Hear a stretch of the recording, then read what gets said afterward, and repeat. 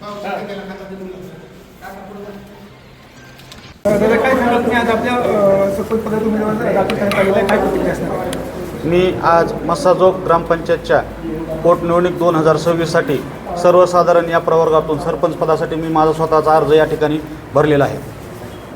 काय एकीकडे मस्साजोगची जी निवडणूक आहे त्या संतोष देशमुखांना आदरांजली म्हणून बिनविरोध व्हावी अशी वारंवार मागणी केली जात होती, तरी देखील तुम्ही उमेदवारी अर्ज दाखल केला आहे. काय आहे? 9 डिसेंबर 2024ला संतोष देशमुखची निर्गुणपणे हत्या झाली. त्या प्रकरणात पहिल्या दिवशीपासून गावातल्या प्रत्येक व्यक्तीनं त्यांच्या पूर्णपणे खंबीरपणे लोक पाठीशी उभे राहिले. त्यावेळेस कुठल्याही गावातल्या माणसानं जात भेद गटपट कुठेही बघितलं नाही. त्यावेळेस आमच्या सगळ्या गावाचा एकच उद्देश होता, संतोष देशमुखला न्याय द्यायचा.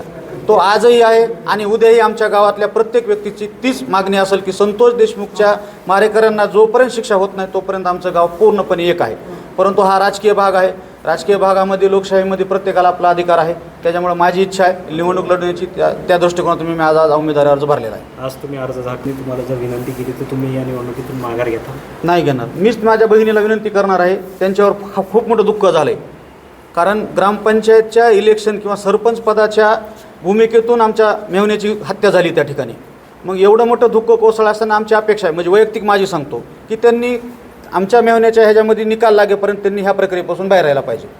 पूर्ण गाव त्यांच्या पाठीमागे आहे त्या प्रक्रियेमध्ये. त्याच्यामुळे त्यांनी त्या प्रक्रियेतून बाजूला राहून त्यांनी फक्त त्यांच्या पतीला न्याय कसा भेटल ह्या दृष्टिकोनातून त्यांनी काम करायला पाहिजे. गावाचा काय विकास होणं बाकी आहे आणि काय विकास तुम्ही करणार आहात? गावामध्ये आमच्या इथं 2-3 वस्त्या अशा आहेत, त्या वस्त्याला अजून पाणी पुरवठ्याची सोय नाही. आज बी लोक ते हांड्या गागर घेऊन पळतात.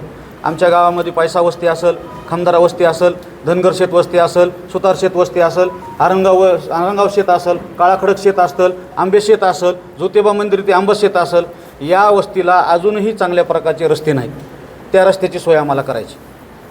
गावामध्ये अजून मस्साजोग तर राज्यमार्ग आपलं नॅशनल हायवे 548 ते मस्साजोग हा रस्ता खराब झाला आहे, तो रस्ता तयार करायचा आहे. पुन्हा गावामध्ये अजून काही ठिकाणी बंधाऱ्याची कामं करणे गरजेचं आहेत. ते कामं आम्हाला या माध्यमातून करायचे आहेत.